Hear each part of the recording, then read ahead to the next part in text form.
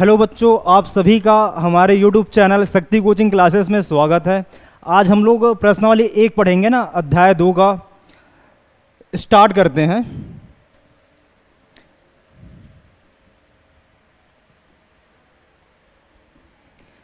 तो पहला क्वेश्चन लेते हैं भाई। क्या बोला है?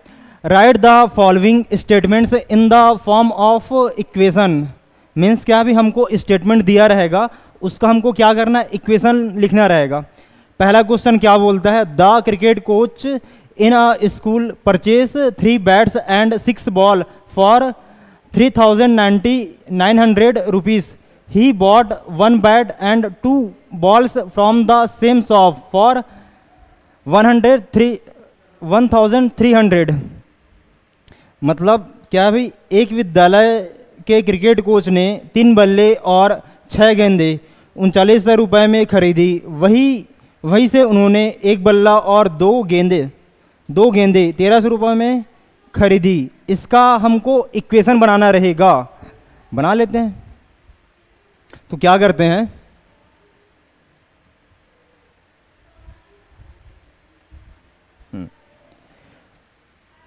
मानेंगे ना। माना कि छोटा हो गया क्या?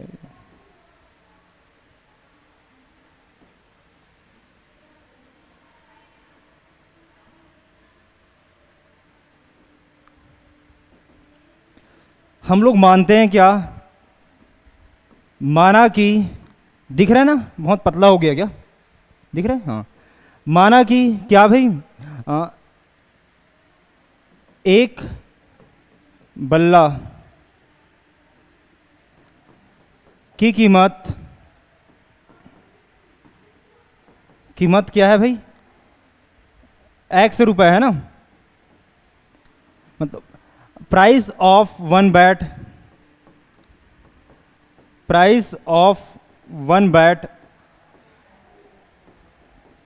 क्या है? x rupees. ये हो गया। फिर आते हैं क्या, और गेंद बोला है। तो क्या है भाई, एक गेंद का मूल्य या कीमत, एक गेंद की कीमत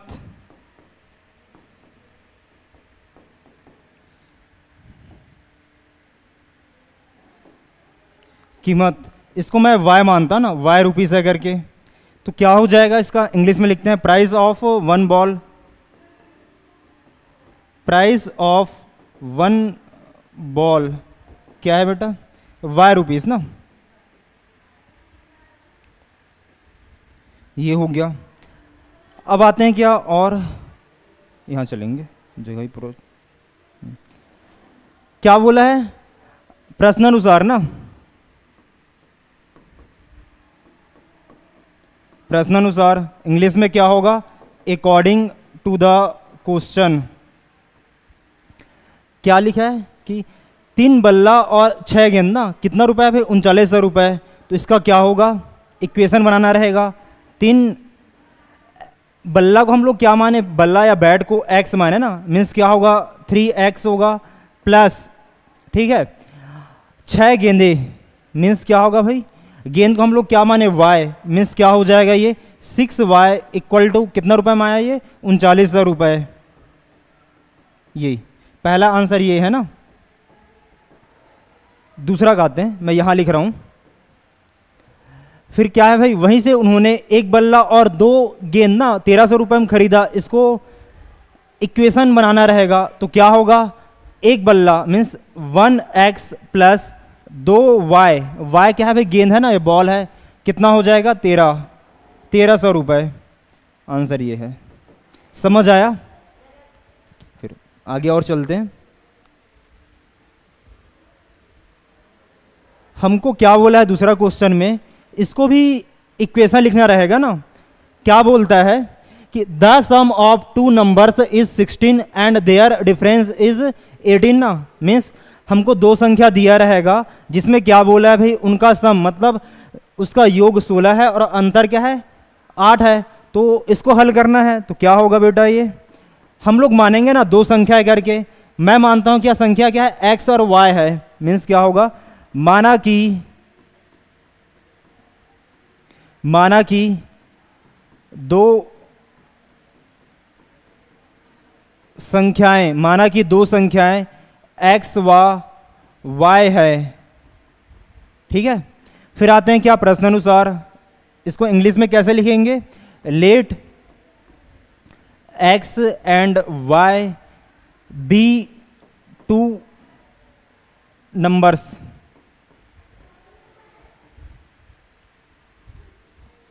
ठीक है, तो क्या हो जाएगा फिर प्रश्नानुसार,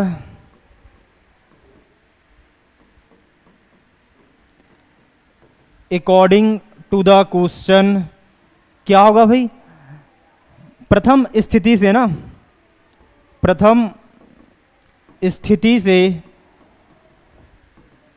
फ्रॉम फर्स्ट कंडीशन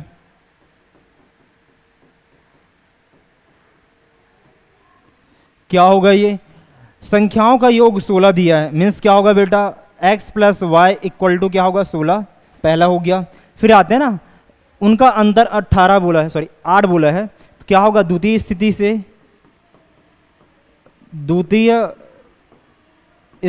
से इंग्लिश में क्या होगा फ्रॉम सेकंड कंडीशन ना, क्या होगा इसका डिफरेंस क्या है बेटा 8, means x minus y equal to 8, ये इसका आंसर है। क्लियर है, दो संख्या लेना है, उसको जोड़ेंगे means x plus y equal to 16 आया, difference means x minus y equal to कितना आया 8। आई होप समझ आया होगा।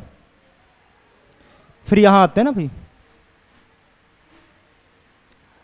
तीसरा क्वेश्चन क्या बोलता है, the cost of 2 kg apples and 1 kg grapes is क्या है 160 रुपीज ना, in a fruit shop in the same shop the cost of 4 kg apples and 2 kg grapes in 300 rupees. मतलब क्या है भाई, एक फल की दुकान पर 2 किलोग्राम सेब तथा 1 किलोग्राम अंगूर का मूल्य क्या दिया हमको 160 रुपये दिया हुआ है। उसी दुकान पर 4 किलोग्राम सेब व 2 किलोग्राम अंगूर का मूल्य 300 रुपये है। तो इसका मुझे इक्वेशन लिखना रहेगा, समीकरण बनाना है।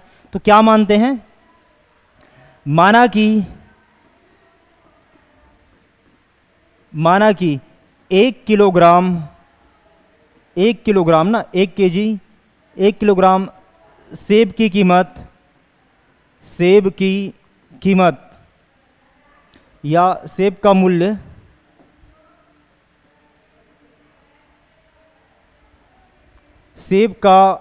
मूल्य क्या है बेटा, इसको हम लोग क्या मानते हैं x रुपीस ना, या x रुपए। क्या भाई, इसको कैसे लिखे, हाँ कॉस्ट ऑफ 1 kg एप्पल, ये हो गया। फिर आते हैं क्या, एक और चीज़ है ना हमारे पास, अंगूर या ग्रेप्स है, उसका लिख लेते हैं भाई। एंड 1 kg अंगूर का मूल्य, इसको क्या मानते हैं y माने ना, y रुपए है। इंग्लिश में क्या होगा बेटा, कॉस्ट ऑफ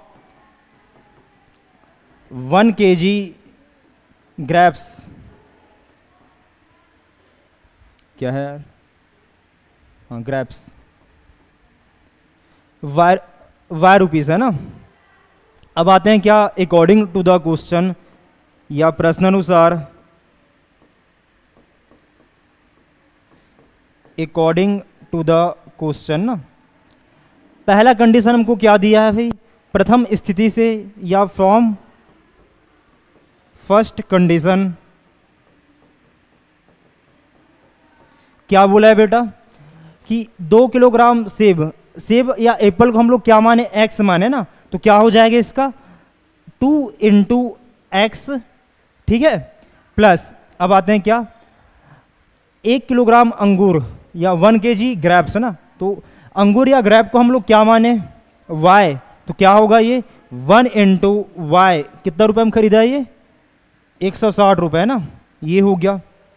इसको सिंप्लीफाई करते हैं, क्या होगा ये 2 x plus y equal to 60। ये पहला आंसर हुआ ना। फिर आते हैं क्या दूसरा, इधर बना रहा हूं मैं। फ्रॉम सेकंड कंडीशन, हिंदी में क्या लिखेंगे, द्वितीय स्थिति से ना, तो क्या हो जाएगा इसका, 4 किलोग्राम सेब मीन्स क्या है बेटा, सेब को हम लोग क्या माने x ना, मीन्स क्या होगा 4 इंटू एक्स प्लस अंगूर को हम लोग y माने ग्रेप्स को, तो क्या होगा 2 kg बोला है, मीन्स 2 इंटू क्या होगा ये y, कितना रुपए में खरीदा है ये 300 रुपए में। तो इसको सिंप्लीफाई करते हैं, क्या होगा ये 4x plus 2y equal to कितना आया 300। आंसर ये है, ये 300 रुपए है।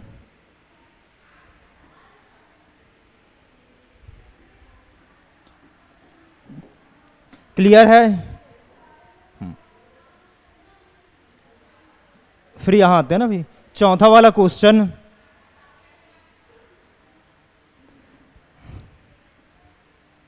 हमको क्या बोलता है, Naresh said to his daughter that 7 year ago my age was 7 times your age and 3 year from now I will be 3 times as old as you. मतलब क्या है कि नरेश ने अपनी पुत्री से कहा कि 7 साल पहले मेरी आयु तुम्हारी आयु से 7 गुनी थी और अब से 3 साल बाद मेरी आयु तुम्हारी आयु की क्या है 3 गुनी हो जाएगी। मतलब इसमें 2 कैरेक्टर है ना, क्या है, नरेश और उसका पुत्री है, उसको लेते हैं। मैं मानता हूं क्या नरेश का जो वर्तमान आयु है ना, क्या है, उसको x लेते हैं। क्या इसको क्या लेंगे बेटा,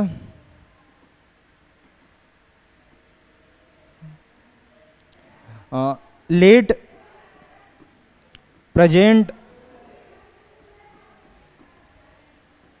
एज ऑफ नरेश, हिंदी में क्या लिखेंगे इसको, माना कि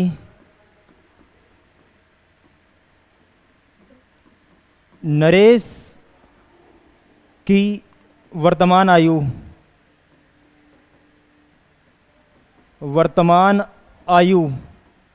क्या मानते हैं बेटा इसको, x ईयर ना, x ईयर, हिंदी में क्या होगा x वर्ष। ठीक है। फिर क्या है भाई, नरेश की पुत्री को मानते हैं क्या, प्रेजेंट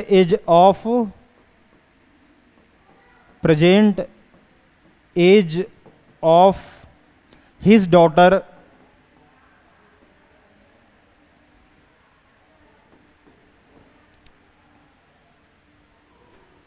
जस्ट वेट,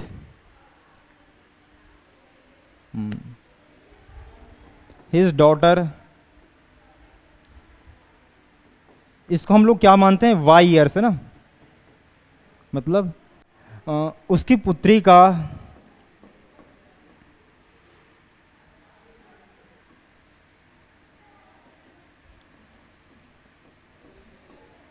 उसकी पुत्री की वर्तमान आयु क्या है y वर्ष लिए ना। ठीक है। प्रश्नानुसार आते हैं अब, प्रश्नानुसार इंग्लिश में क्या होगा, अकॉर्डिंग टू द क्वेश्चन। क्या बोलता है बेटा, 7 साल पहले मेरी आयु, तो इसको कैसे लिखेंगे, जस्ट वेट। अब क्या करते हैं, 7 साल पहले मैं इसका इन दोनों का एज निकालता हूं ना, तो क्या हो जाएगा,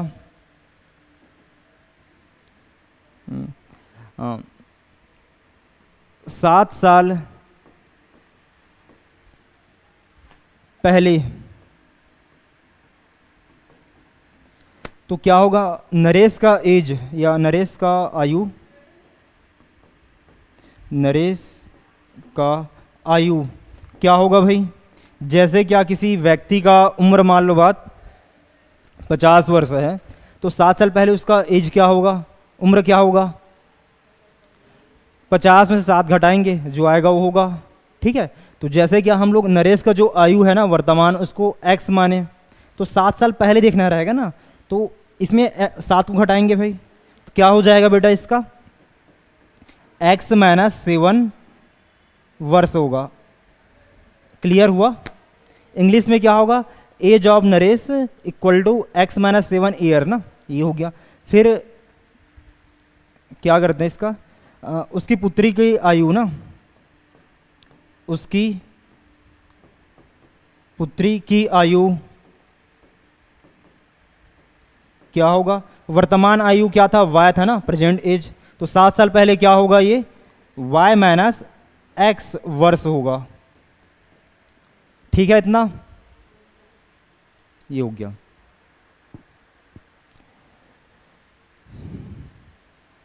फिर प्रश्नानुसार आते हैं, यहाँ जगह है नीचे में नहीं है, इधर बनाते हैं छोटा सा। क्या है अभी प्रश्नानुसार,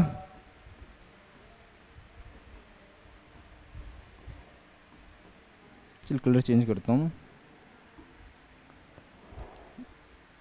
7 साल पहले ना, पहला कंडीशन लेते हैं, 7 साल पहले कौन बोल रहा है भाई, नरेश ना, अपनी पुत्री से, तो क्या होगा बेटा, उसका एज 7 माइनस x हुआ इक्वल टू 7 साल पहले मेरी आयु तुम्हारी आयु से 7 गुनी थी ना, मीन्स क्या होगा 7 गुना उसकी पुत्री का आयु क्या था 7 साल पहले y माइनस 7 ये था। क्या ये क्लियर हुआ? नहीं हुआ, हुआ ना? हाँ, अब क्या करते हैं बेटा, इसको सिंप्लीफाई करते हैं ना, हल करते हैं। क्या हो जाएगा, x माइनस 7 इक्वल टू 7 को अंदर गुणा करते हैं, 7y माइनस क्या हो जाएगा, 7 गुणा 7 49 ना, पक्षांतर करने पर लिखेंगे ऑन ट्रांसफरिंग, क्या होगा ये x minus 7y equal to, ये इधर गया ना, क्या होगा 7 माइनस 49, क्या होगा ये x minus 7y equal to कितना आ जाएगा, ये घटाएंगे तो माइनस 42। पहला आंसर ये आ गया ना। फिर आते हैं क्या भाई, और अब से 3 साल बाद मेरी आयु तुम्हारी आयु की 3 गुनी हो जाएगी। ये 7 साल पहले उम्र निकाले ना, अब ऐसे ही हम लोग क्या करते हैं 3 साल बाद का निकालते हैं।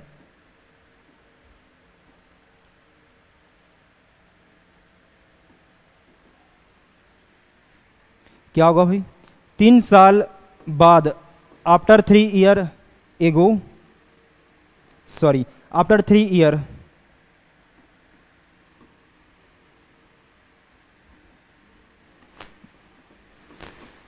तीन साल बाद, इंग्लिश में क्या होगा बेटा,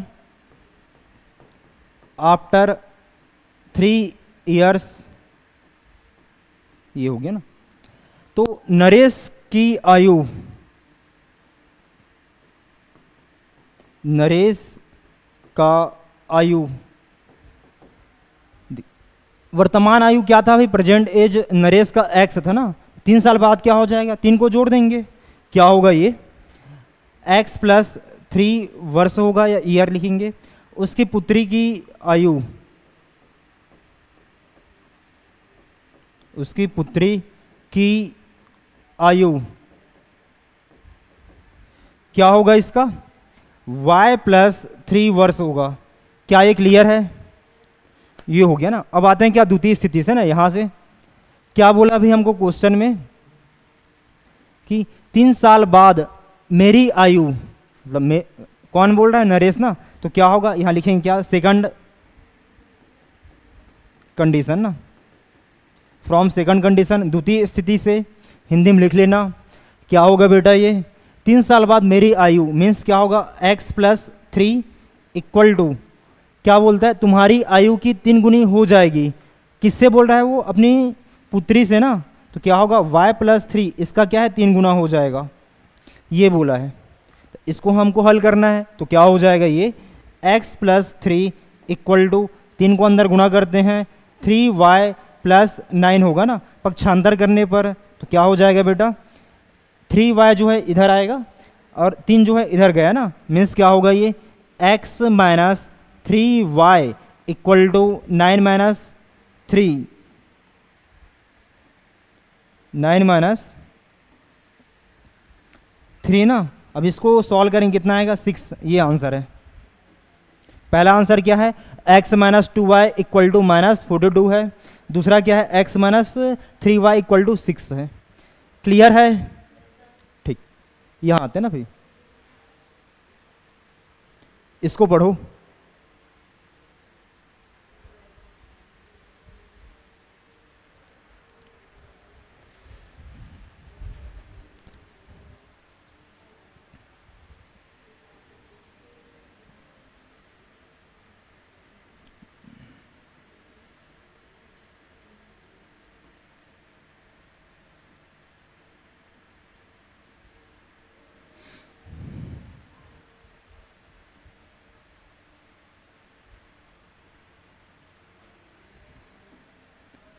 क्वेश्चन समझो ना क्या बोला है। और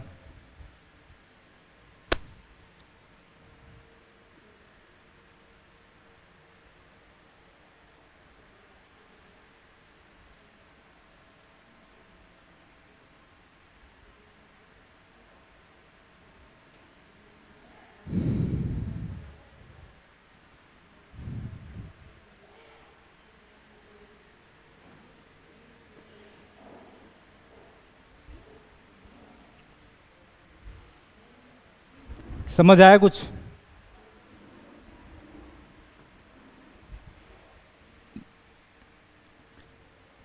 क्या बोला है क्वेश्चन में, एक व्यक्ति जो है वो अपने होम या घर से ऑफिस जाता है ना भाई। पहले क्वेश्चन ही पढ़ लेते हैं। क्या है, a person travels 90 kilometre by train and taxi to reach his office.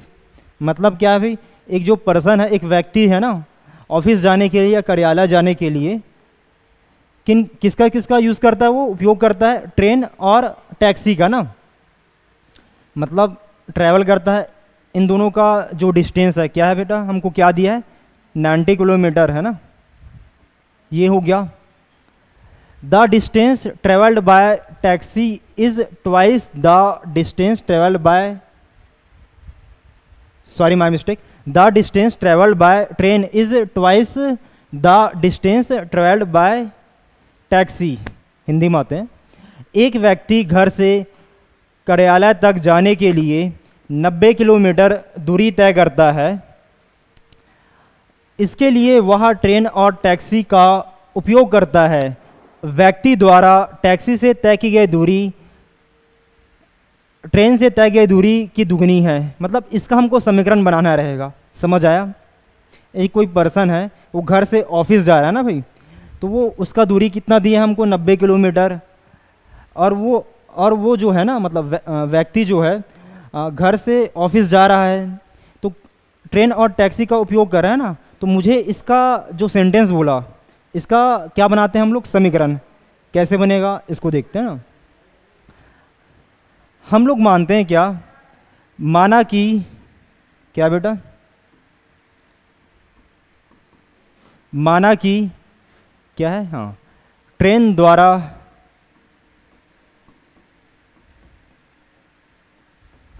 चली गई दूरी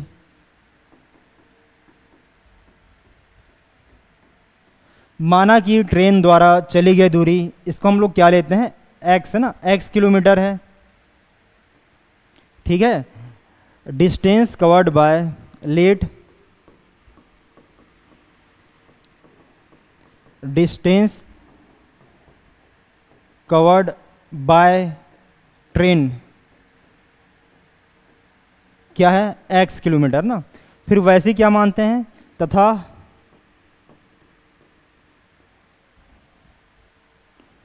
टैक्सी द्वारा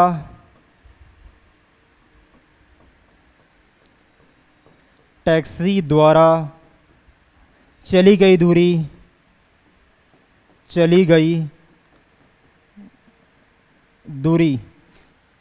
क्या है बेटा, y किलोमीटर मानते हैं। ठीक है, इंग्लिश में क्या होगा, एंड डिस्टेंस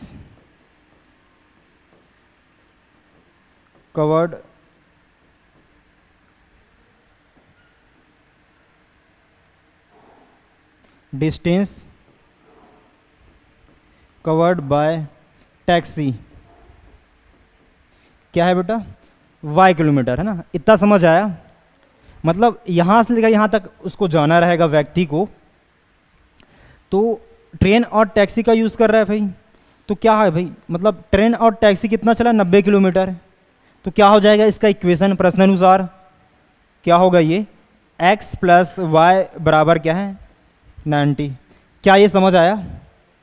ये हो गया ना। अब आते हैं क्या, पहला ये क्या है, प्रथम स्थिति से ना, प्रथम स्थिति से, फ्रॉम फर्स्ट कंडीशन। अब आते हैं क्या, द्वितीय स्थिति से, द्वितीय स्थिति से, द्वितीय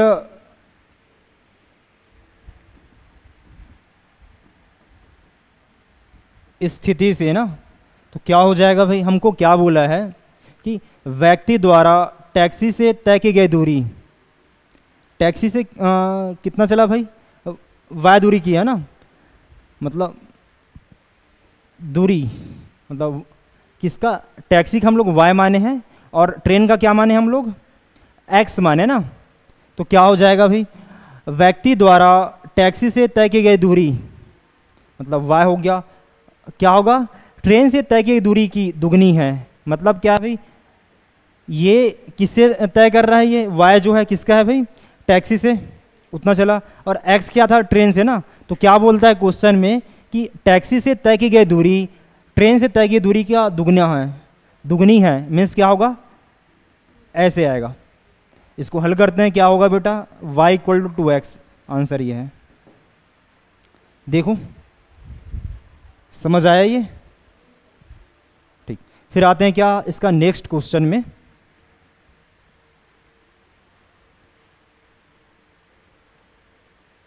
हाँ हमको ग्राफ वाला दिया ना। अब एक आते हैं क्या, एक कॉन्सेप्ट पढ़ते हैं।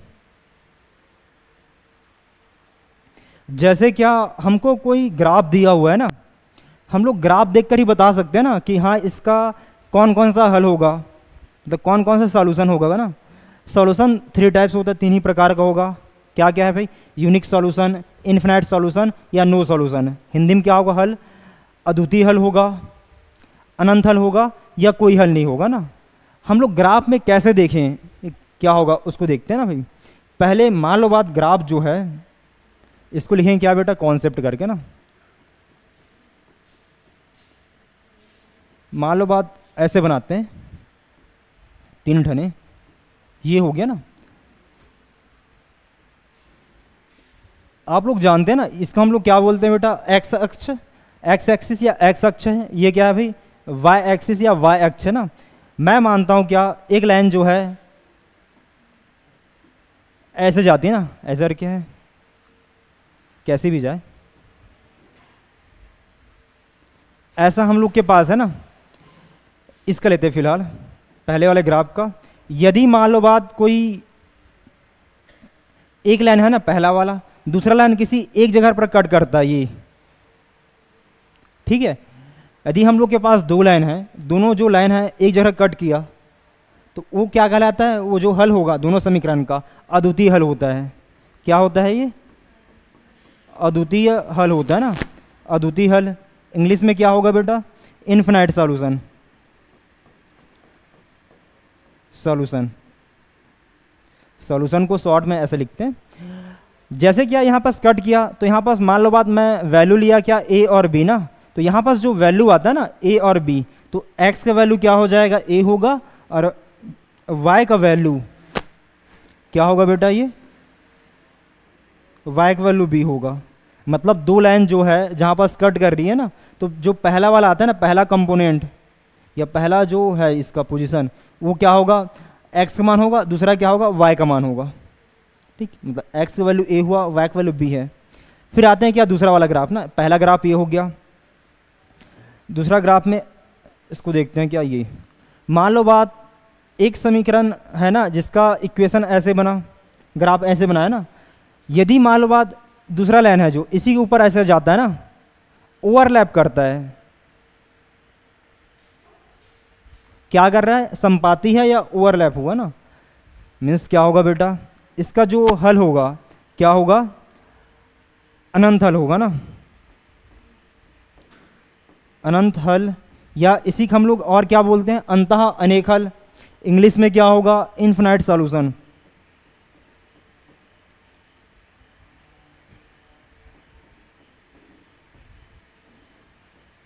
इन्फिनाइट सॉल्यूशन होगा, मतलब एक्स और वाई का बहुत सारा वैल्यू मिलेगा। ठीक है, इसमें क्या हो रहा है भाई, दो रेखाएं हैं ना, मतलब रेखाएं प्रतिच्छेद कर रही है, मतलब लाइंस आर इंटरसेक्ट। इसमें क्या हो रहा है, लाइंस आर कॉन्सिडेंट, मीन्स क्या ओवरलैप कर रहा है भाई, मतलब दो रेखाएं क्या हो रहा है, संपाती हो रहा है। यहाँ आते हैं ना, हम लोग के पास पहला लाइन मान लो बात ये है, दूसरा लाइन क्या है, ये इसको लेता हूँ मान लो बात, क्या कौन से कलर लूँ मैं, ये वाला लेते हैं। ऐसे करके ना दोनों क्या है भाई, आपस समानांतर है, किसी एक जगह पर भी कट नहीं कर रहा है, समानांतर या पैरेलल है। मीन्स क्या हो जाएगा ये, इसका हल क्या होगा, कोई हल नहीं होगा ना इस समीकरण का, क्या होगा, कोई हल नहीं है जब समानांतर नहीं है ना। इंग्लिश में क्या होगा बेटा, नो सॉल्यूशन।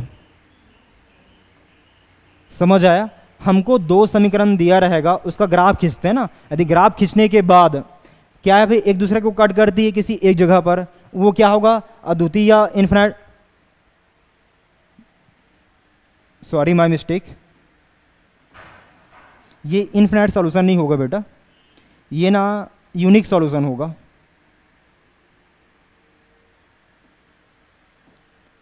क्या होगा ये, यूनिक सॉल्यूशन ना, क्या कर रहा हूं, क्या होगा ये कट किया यहां पास मान लो बात,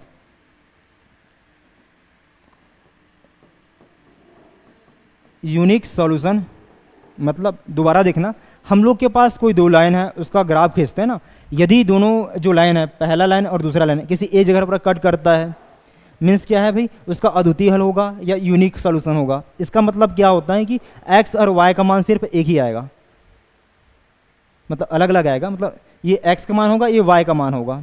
अब आते हैं क्या, यदि हम लोग दो लाइन खींचे ना, मतलब दो लाइन हम लोग के पास है, उसका ग्राफ खींचते हैं तो एक लाइन दूसरे ऊपर के क्या हो रहा है, ओवरलैप कर रहा है या संपाती है, तो क्या हो जाएगा फिर, उसका अनंत हल होता है या इन्फिनिट सॉल्यूशन होता है। यहाँ आते हैं ना, हम लोग के पास ग्राफ खींचते हैं, यदि रेखाएं समानांतर या पैरेलल है तो क्या होगा भाई, इसका कोई हल नहीं होगा या नो सॉल्यूशन होगा। समझ आया। अब इसी देख करके हम लोग क्या करते हैं, क्वेश्चन बनाते हैं। जैसे क्या हमको क्या बोला है बेटा, ये पहला क्वेश्चन बोलता है ना हमको, क्या, look at the graph for the given equation and try to find their solution. निम्नलिखित समीकरणों के आलेख चित्रों को देखकर उनके हल के बारे में पता करें। मतलब हमको चित्र को देखकर हल बताना रहेगा ना, तो कर लेते हैं भाई, क्या है। जैसे क्या हमको ये दिया है ना, क्या लिखा है बेटा, दिख रहा है क्या आप लोग को, क्या लिखा है ये, 3x, जस्ट वेट,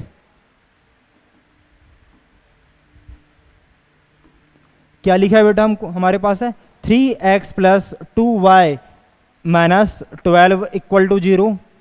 और हमको एक और समीकरण दिया ना, x minus y plus 1 equal to 0। हमको दो ठने समीकरण दिया हुआ है और इसका ग्राफ कुछ ऐसा बना हुआ है, थोड़ा बड़ा करते हैं, हाँ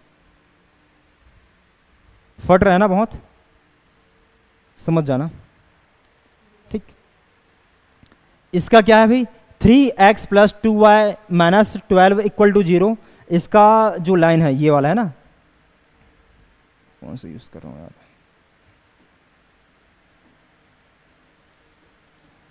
ये इस समीकरण का ये जो लाइन है ये वाला है, ठीक है, पहले वाले का। दूसरा क्या है, x minus y plus 1 equal to 0 है ना, इसका क्या है बेटा, ये वाला है ना, ये है। दोनों जो है एक जगह पर कट किया ना, 2,1 पर, तो मतलब क्या होगा, हम लोग के पास दो लाइंस है ना, किसी एक पॉइंट पर कट करता है, तो इसका सॉल्यूशन क्या होता है, अद्वितीय या यूनिक सॉल्यूशन ना। तो यहाँ पास लिखेंगे क्या, इसका हल क्या हो जाएगा, हल को लिखेंगे तो क्या होगा बेटा, ये अद्वितीय। और हमको इंग्लिश में क्या लिखेंगे यहाँ पास, यूनिक सॉल्यूशन ना, यूनिक सॉल्यूशन या अद्वितीय हल। तब x और y का मान बताना रहेगा। तो बेटा यहाँ पास x का वैल्यू क्या हो जाएगा, 2 होगा, और y का वैल्यू क्या होगा, 3 होगा। ये x का मान होता है, y का मान होता है, जहाँ पास कट किया। क्लियर है? ठीक, अब आते हैं ना नेक्स्ट। जैसे क्या हमको ये दिया है ना, हमको 2 ठने समीकरण दिया है बेटा। क्या क्या है, 3x plus 6y equal to क्या है, 15 है, 15 है, और x plus 2y equal to क्या है, 5 है ना। इसका ग्राफ कुछ ऐसे बना हुआ है। पहले इक्वेशन, पहले लाइन का ये हुआ ना, ये हो गया, और दूसरा लाइन इसी के ऊपर जा रहा है ऐसे करके। मतलब क्या है भाई, ये संपाती है ना, ओवरलैप कर रहा है। तो क्या हो जाएगा ऐसे में, अनंत हल है ना। क्या होगा इसका, अनंत हल। इंग्लिश में क्या लिखेंगे इसको, इनफिनाइट सॉल्यूशन। ठीक है, समझ आया? अब आते हैं क्या नेक्स्ट में। अब इसको देखते हैं बेटा।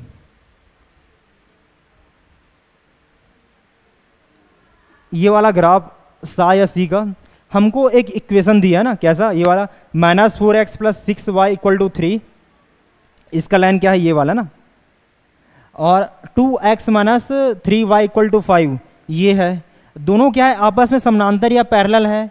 मीन्स क्या होगा इसका हल या सॉल्यूशन, नो सॉल्यूशन होगा ना, कोई हल नहीं होगा। क्या हो जाएगा,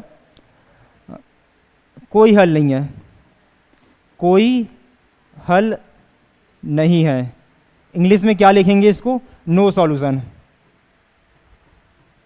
क्लियर है? फिर यहां आते बेटा, ये वाला लास्ट वाला है दा का।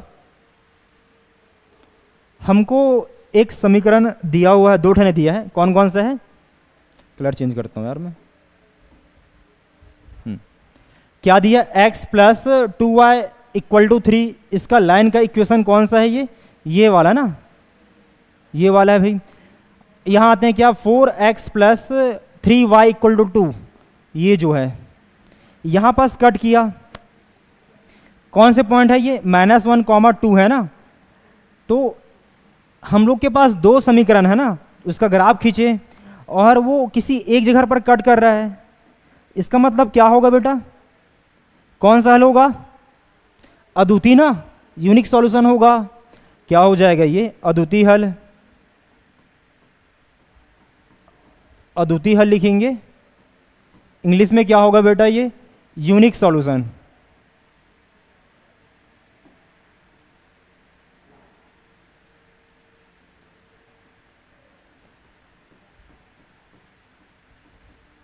Unique solution. फिर हमको क्या बोलता है, यदि यूनिक सॉल्यूशन है तो x और y का मान निकालेंगे। तो x का मान क्या होगा, -1 होगा, और y का वैल्यू क्या होगा, 2 होगा। x वैल्यू क्या हो जाएगा, -1, और y का वैल्यू क्या होगा, 2 होगा। समझ आया? तो इस प्रकार से एक्सरसाइज फर्स्ट प्रश्न वाली एक कंप्लीट हो गया। इसमें किसी का डाउट है? नहीं ना, हाँ ठीक।